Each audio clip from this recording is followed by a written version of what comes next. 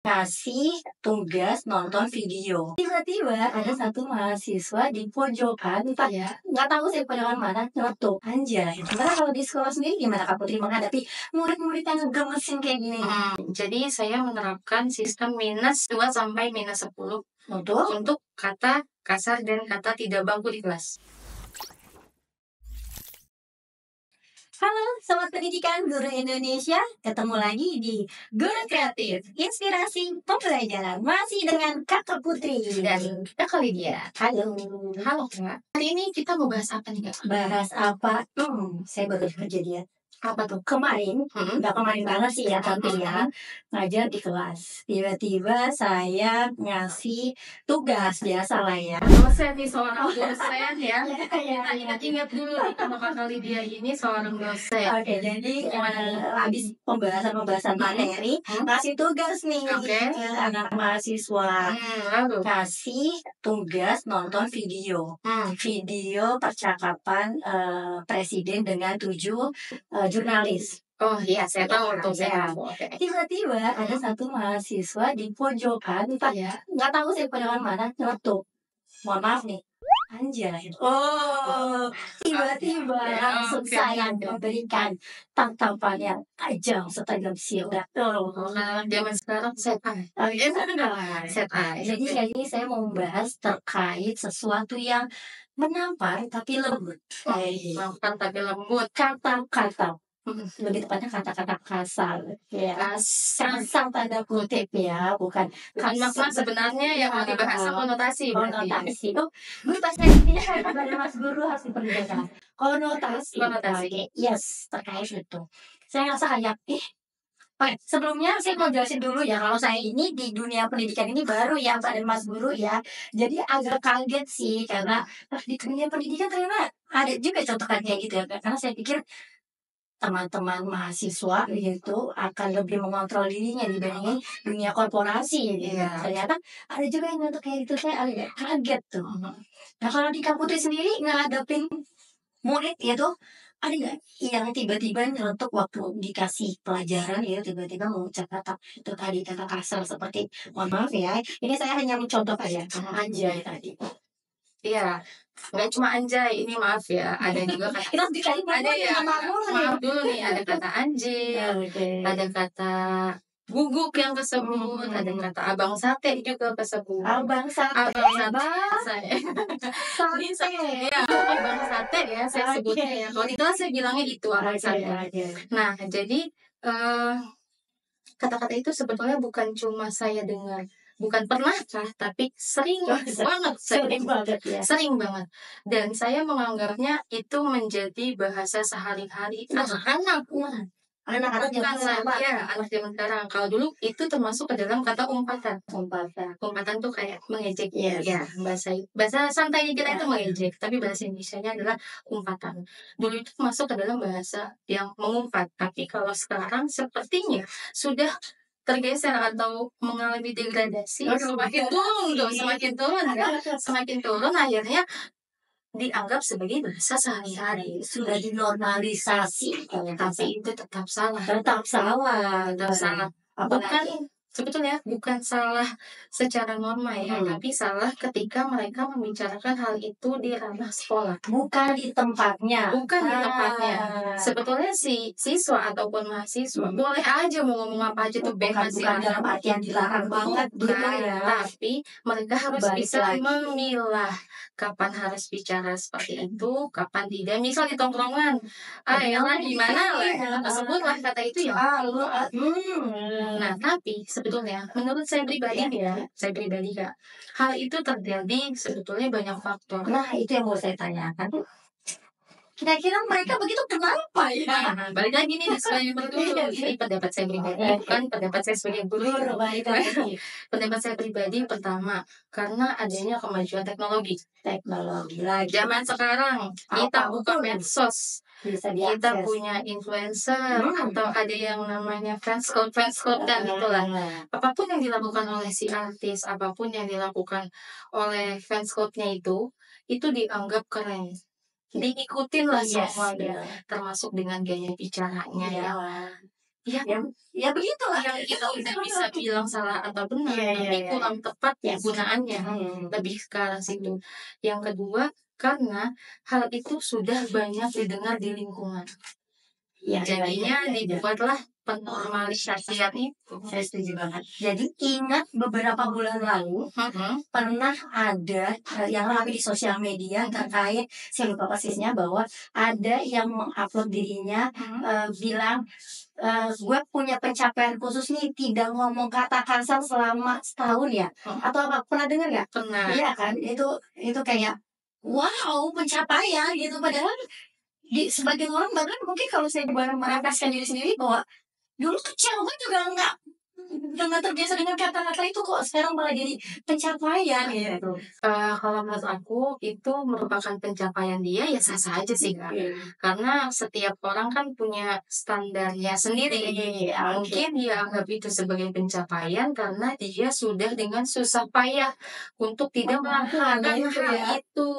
Berarti kalau dilihat dari pencapaiannya dia, maka di lingkungannya dia udah common kemungkinan itu udah normal. Iya, Penggunaan sudah kata-kata banyak itu. sekali yang bisa seperti itu, makanya dia berhasil menahan. Karena kan dikatakan berhasil menahan ketika seseorang itu tidak bisa berbeda dengan yang lain gitu kan ya. Berarti itu adalah sebuah pencapaian baik dari dia dan normal-normal aja sih. Normal itu itu tadi, baik lagi ya, lokasinya nih, tempatnya, penggunaannya nih, karena bagaimanapun perkataan itu secara alam bawah sadar pasti akan terbawa gitu kan. Betul.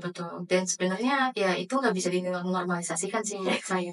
Menurut saya pribadi ya, yang fokusnya di bahasa, karena ya kalau guru bahasa Indonesia ya. Karena menurut saya bahasa yang keluar dari ini, menurut saya Mas dan Mbak Guru, bahasa yang keluar dari mulut seseorang menandakan bagaimana si seseorang itu bisa memahami emosionalnya sendiri. Berat Menurut saya ya. Jadi dia emosional adalah yang dikeluarkan kata-kata. Betul. Jadi dia bisa tahu nih, dia secara sadar tahu kalau bicara seperti ini di lingkungan ini nggak baik, jadi dia bisa menahan. Otomatis ada proses emosional diri juga dong dalam dirinya gitu. Sama uang. Kalau tanpa guru bahasa Indonesia ini kata banget nih ya, badan Mas dulu. Nah, karena kita berbeda nih, asik berbeda. Karena yang kita didik agak beda. Ini kalau di kelas sendiri, Kak Putri gimana nih? Karena kemarin tuh saya pas itu si anak ini ngomong gitu, saya cuma menatapnya karena saya pikir untuk menegurnya nanti akan ya bingung aja Bu, ini kan negara demokrasi Bu lah. Karena mahasiswa ya, sudah mahal bukan siswa. Iya, Sudah mahal. nggak bisa tuh disenggol secara langsung, itu susah. Sebenarnya kalau di sekolah sendiri gimana Kak Putri menghadapi murid-murid yang gemesin kayak gini? Kalau ini saya pribadi, cara saya pribadi, saya itu menggunakan sistem minus dan sistem tambah nilai. Apa tuh minus dan tambah nilai? Sebetulnya ini kalau di kurikulum Merdeka ini tidak boleh ada sistem minus.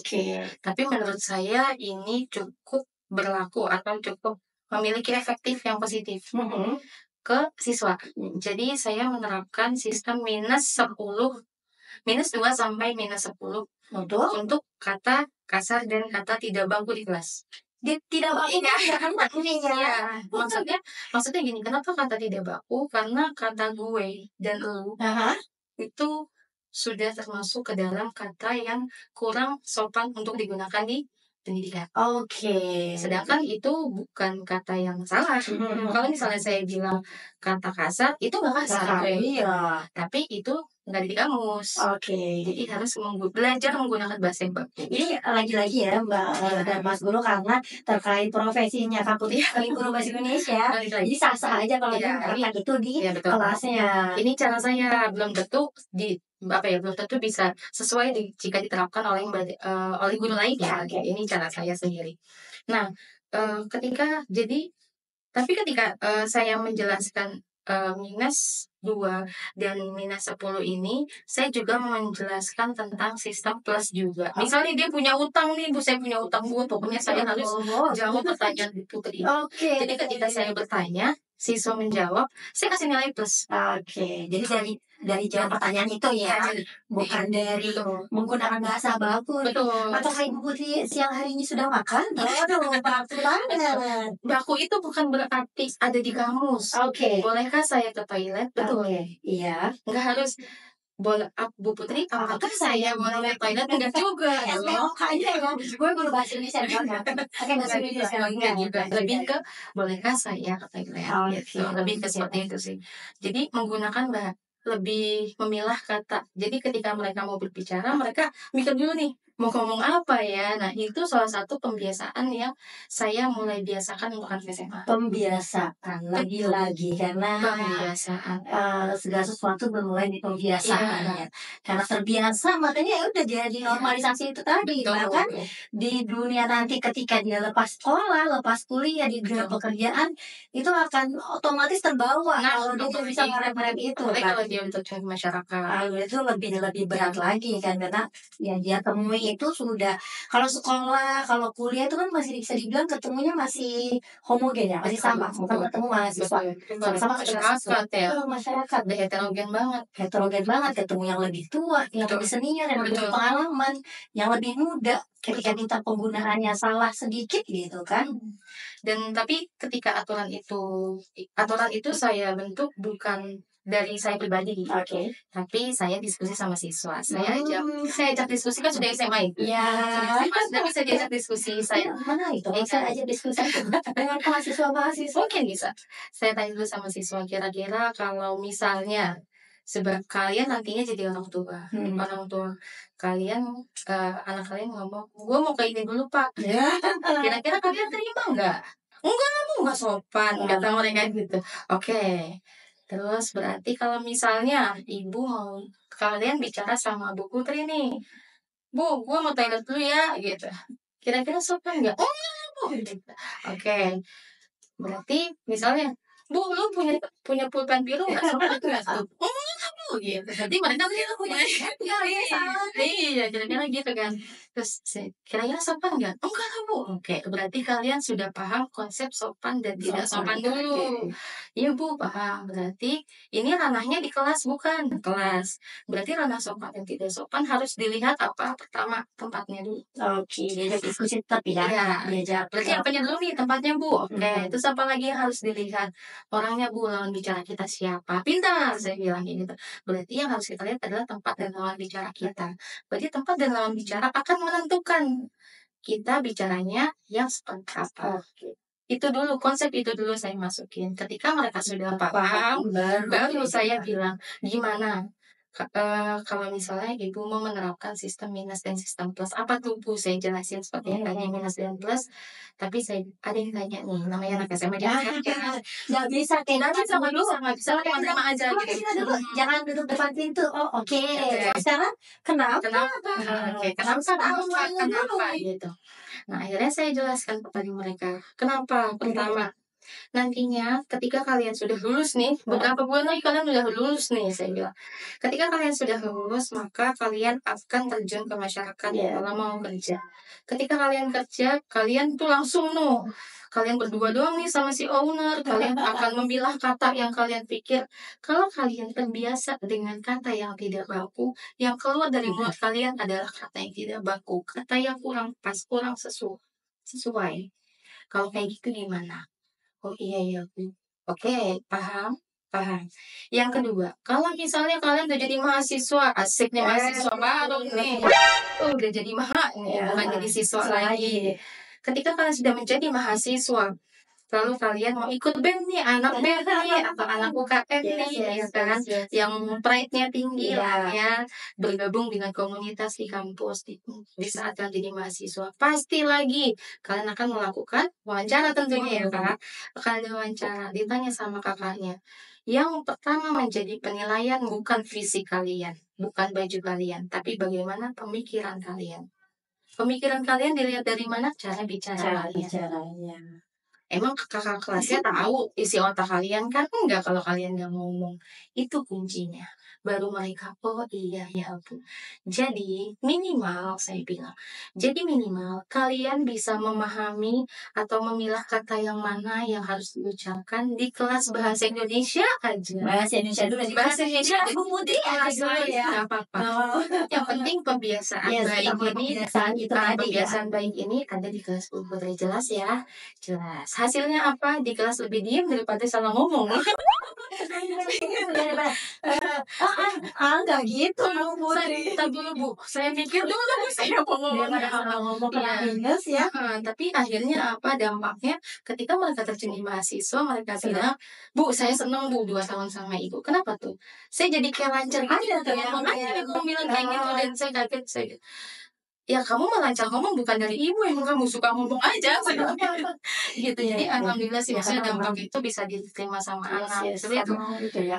dari kita ya pembiasaan baik dari kita walaupun sedikit setidaknya mereka tahu. Bahkan ketika saya ke kantin mereka ngomong anjay atau anjir gitu ya maaf ya yang lupa aja. Saya lagi di kantin saya lagi minum saya nengok langsung astagfirullah maafin. Padahal itu kan padahal itu kan tempatnya kantin kan tempat nongkrong yang masih tadi bahasa konteks kalau di ruang kelas baru kantin. Nah itu kan kayak gitu Bu Putri menegur kan? Enggak, justru karena pembiasaan saya di kelas, dimanapun mereka ketemu jadi sopan bicara. Langsung peset air gitu kayak Saya cuma nengok siapa itu, tapi ternyata respon baik dari mereka. Pembiasaan itu yang itu yang kita harapkan. Alhamdulillahnya sih. Saya galak ya. Jadi alhamdulillah sih. Jadi terbentuk dari situ kan, jadi terbiasa dia. Jadi alhamdulillah sama saya juga biasa untuk ketika saya mau bicara saya jadi mikir dulu takutnya apa kata-kata saya di contoh juga itu ya. akhirnya saya mau bicara tapi saya mikir dulu pintar dari orang. Iya akhirnya kan saya berpikir ya hal ini baik juga baik untuk siswa maupun untuk saya. Itu tadi dari Kak Putih. Dari Mas dan Mbak Guru kalau ada punya pengalaman terkait peserta didiknya, terkait muridnya yang berkata kasar, boleh lah komentar di kolom komentar. Siapa tahu aja ini bisa jadi ada Mas apa murid saya tiba-tiba ngomong Bang Tuan Sate di kelas. Jadi boleh silakan Mbak dan Mas Guru beri komentar di kolom komentar. Oke, kalau gitu dari Kak Putih ini apa closing statement untuk episode kali ini? Oke, menurut saya bahasa kasar dari siswa itu banyak dari mereka yang mungkin secara tidak sadar mereka itu sebenarnya butuh dihargai, butuh didengar, dan butuh untuk diakui. Nah, itu dia. Butuh diakui sebenarnya mereka. Jadi masuk ke tongkrongan. jadi kata-kata kasar itu dijadikan sebagai tameng untuk sebetulnya itu rasa insecure mereka. Oke. Insecure mereka buat gimana sih cara mereka tuh buat diterima gitu di tongkrongan gitu. Jadi sebenarnya kata kasar itu sebetulnya tameng mereka sendiri sih dan semoga Mas dan Mbak Guru kita sama-sama untuk tidak menormalisasikan hal itu dan juga Bapak dan Ibu dosen tidak menormalisasikan itu di kelas aja lah di kelas minimal di kelas tidak kita normalisasikan agar anak-anak atau mahasiswa juga bisa lebih paham bagaimana cara memilah kata yang lebih bijak. Oke. Jangan lupa Mbak dan Mas Guru kalau ada punya pengalaman terkait kata kasar dengan peserta didiknya boleh komentar di kolom komentar. Kita ketemu lagi di episode yang akan datang. Tetap di Guru Kreatif Inspirasi Pembelajaran. Ciao.